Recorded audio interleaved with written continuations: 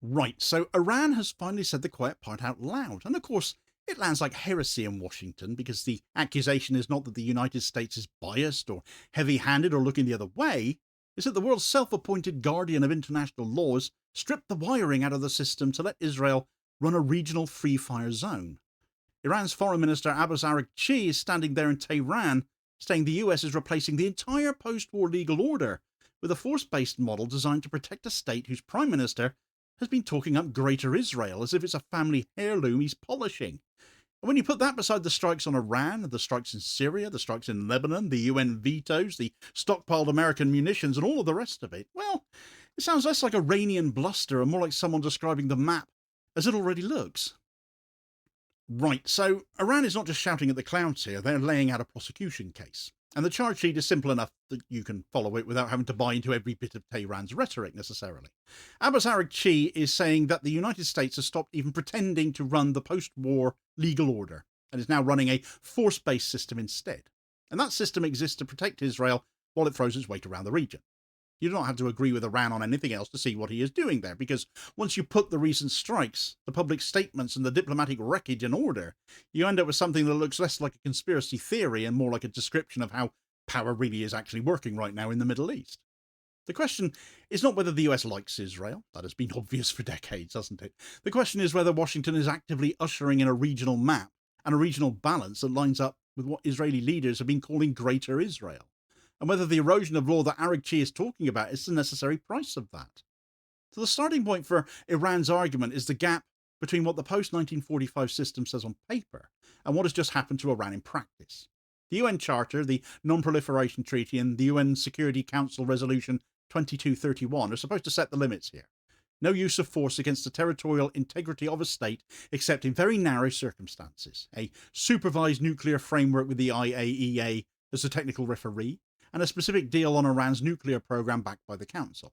Aragchi's line is that those texts are being treated as scrap whenever they get in the way of what the US and Israel want to do. And he's not saying that in a seminar, he's saying it in the middle of an active bombardment cycle. He points to Israeli attacks on Iranian territory that have occurred, of course, this year, including strikes on nuclear-related facilities and civilian areas, as hard evidence that the old rules are over.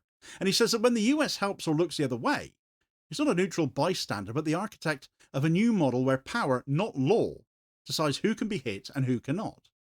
And that is what he means when he talks about a force-based world order, a system where the treaties remain on the shelf for everyone else, but Washington's allies are carved out of them in practice. Now you can see why he chose June of this year as his pivot for this. For Iran, it is the obvious marker, because in that period Israel struck Iranian infrastructure, as we all remember, I'm sure, along with the US, as they did, notably hitting those 3 nuclear sites, but also infrastructure linked to the South Pars gas field, the country's key domestic gas source, and wider targets on Iranian soil as well.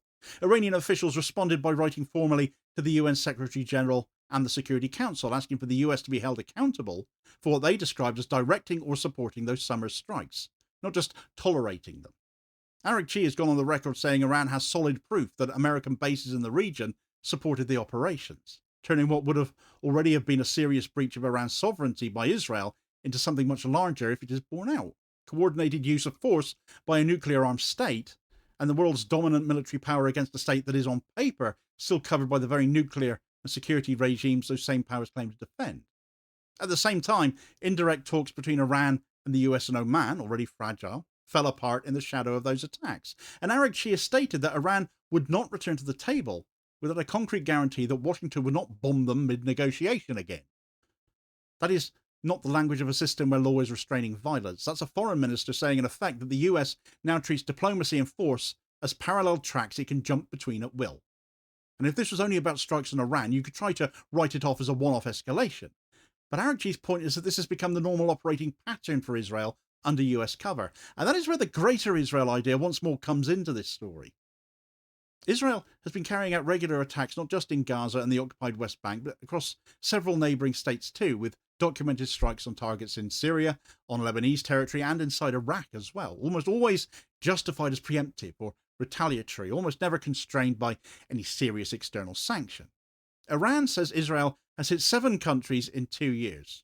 You can argue over that count, is correct in my view, but you do not have to argue over the fact that cross-border Israeli operations into Syria and Lebanon have become routine, that Israel has been accused of hitting Iran-linked militia commanders in Iraq, and that now it is striking inside Iran itself, as they showed back in June.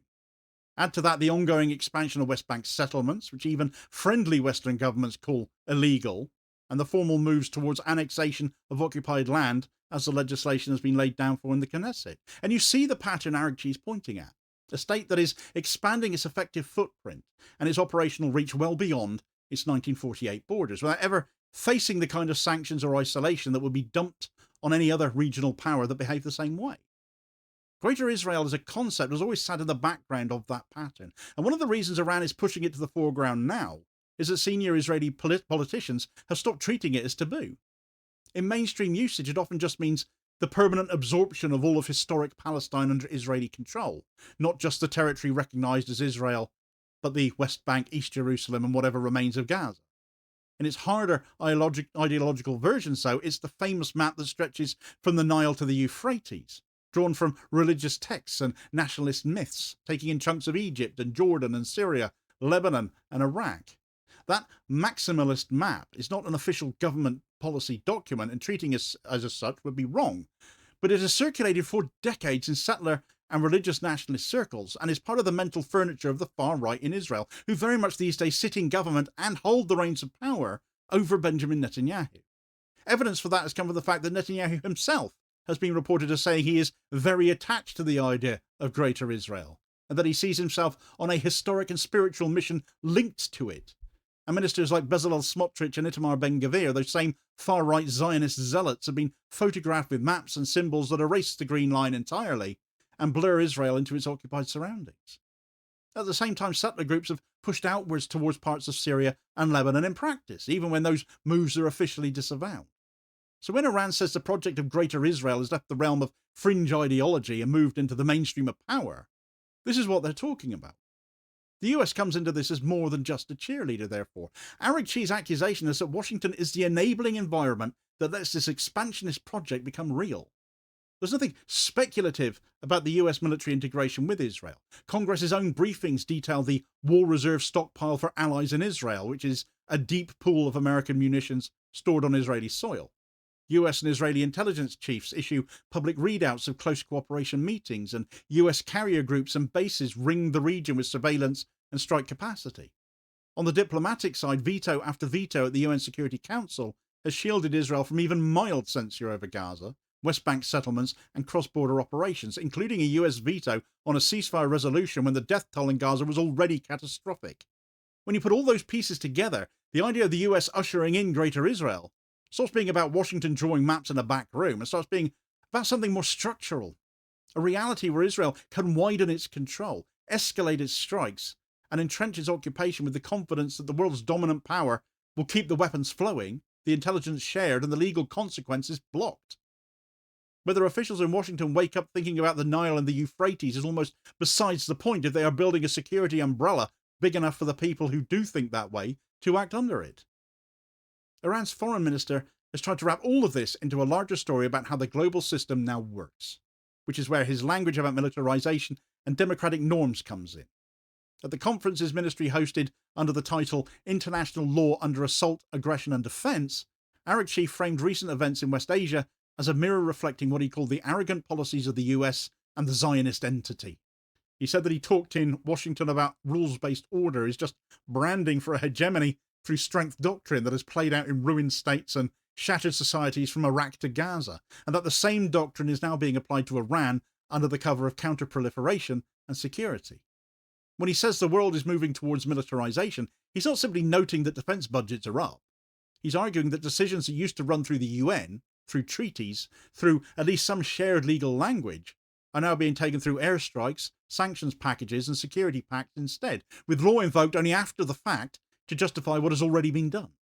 He casts Iran as the opposite pole in that story, insisting that Tehran has acted within international law when it responds to attacks, that it views the security of neighbouring states as tied to its own, and that if Iran had not stood firm against repeated violations of its sovereignty, the region's future would have been even bleaker.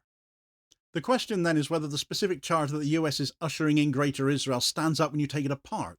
Because it's easy to caricature, but it's also easy to see why it lands with a lot of people who have been watching this long term. Start with the basic components. Is Israel expanding its control over Palestinian land in a way that fits even the narrower version of Greater Israel? Well, the answer there is really not contested, is it? Settlement numbers keep climbing, legal changes inside Israel keep moving towards annexation of parts of the West Bank, and Gaza has been put through waves of destruction and depopulation that line up grimly with long-standing fantasies about solving the Gaza problem by removing Palestinians from the Strip. Place the US green zone and red zone plans that will partition Gaza between undeveloped wreckage where Palestinians are to be sent and redeveloped space under Israeli control, and this worldview is simply reinforced yet again. Is Israel projecting force beyond its recognised borders into multiple neighbouring states? Again, the evidence is there in the record of strikes into Syria, Lebanon, Iraq and Iran. Is the US enabling that behaviour rather than restraining it? It's hard to argue otherwise when you look at weapons transfers, intelligence cooperation and the pattern of UN vetoes.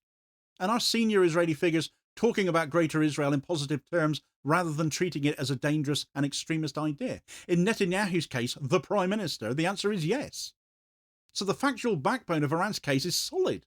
There is an expansionist ideology with roots in Greater Israel discourse, there is expansion on the ground, and there is a superpower smoothing the path. Where things move from fact into interpretation is in the claim that this amounts to a conscious US project to redraw the region in line with the Greater Israel map. Washington still tells the world it supports a two-state solution. It maintains peace treaties with Jordan and Egypt that would be blown apart by any declared annexation of their land. And it has to worry about the reaction of Gulf monarchies if Israel's reach becomes too obviously imperial. It's one thing to provide cover for settlement growth and operations in the occupied territories, quite another to openly sign off on wiping away other states' borders. There's no evidence of a formal US policy document that says we are going to deliver Greater Israel. What there is instead is a pattern of incentives and protections that make it easier for the most expansionist elements in Israel to act and harder for anyone else to stop them. In that sense, Aragchi's accusation is less about a secret plan and more about a structural effect. A declining hegemony that wants to keep a grip on West Asian energy, trade routes and communications without putting its own troops in the firing line, and finds that backing an increasingly unrestrained ally is the cheapest way to do it, even if that ally's ideological dreams are toxic to everyone else in the neighbourhood. That brings you to the states who live next door to all of this, of course, because they are the ones who would be carved up in any Greater Israel scenario, ideological or practical. Jordan has already spent years in a permanent low-level panic about talk of making it the alternative homeland for Palestinians if the West Bank is swallowed whole. Lebanon has watched Israeli jets and missiles cross its skies for decades and knows that Palestinian camps and Hezbollah strongholds alike can be hit whenever Tel Aviv decides the risk is acceptable.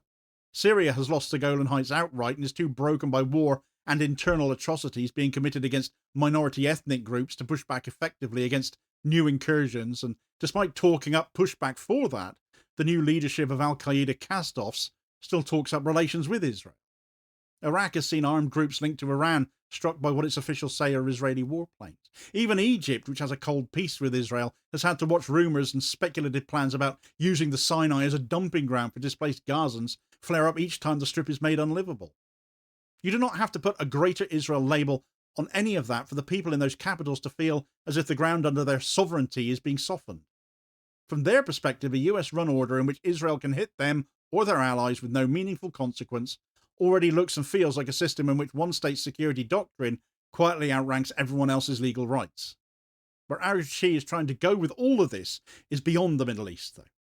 He is speaking not just to the Arab world, but to Africa, to Latin America, to Asian states that have watched Western governments move heaven and earth for Ukraine while treating Gaza as an internal Israeli matter. He tells them that the same rules-based order language that was used to justify interventions and regime change elsewhere is now being used to protect a state that is talking openly about demographic engineering, permanent occupation, and in Iran's telling, genocide and ethnic cleansing. He links the attacks on Iran's territory and nuclear infrastructure to the wider breakdown of arms control regimes, arguing that if a state like Israel can bomb nuclear-related sites with US backing and not face censure, then the NPT is not a non-proliferation treaty anymore, but a management tool for the powerful. And he offers a counter-vision too, however self-serving you might find it, of a law-anchored order in which states like Iran work with the global south to push back against exceptionalism and selective legality. In a world where BRICS is expanding and where Western authority has taken a hammering over Gaza, it's a pitch that does not fall on deaf ears, is it? So is Iran right when it says the US is ushering in Greater Israel?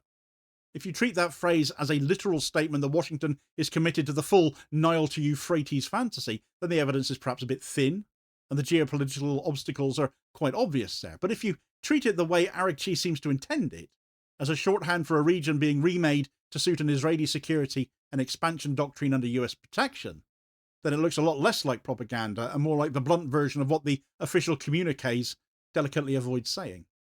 Israel is expanding its control over Palestinian land and striking multiple neighbours. Israeli leaders are speaking warmly about Greater Israel. The US is providing the weapons, the intelligence, and the legal shield that makes it all possible, while ripping holes in the very legal order it claims to be defending. You can call that many things, but you cannot honestly call it a system based on law. When the most powerful state on earth chooses force over law every time its favourite client state is involved, it should not be surprised if the people on the receiving end start describing the map that is emerging in exactly the terms that Israel's own ideologues use.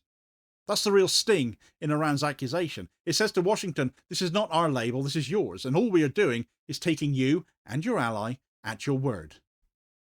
Calling all of this out is one thing.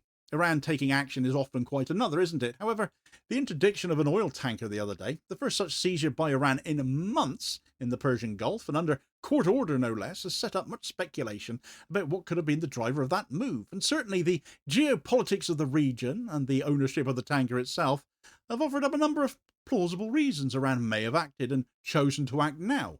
Well, we still await further news on the actual details, so do check out that story right here.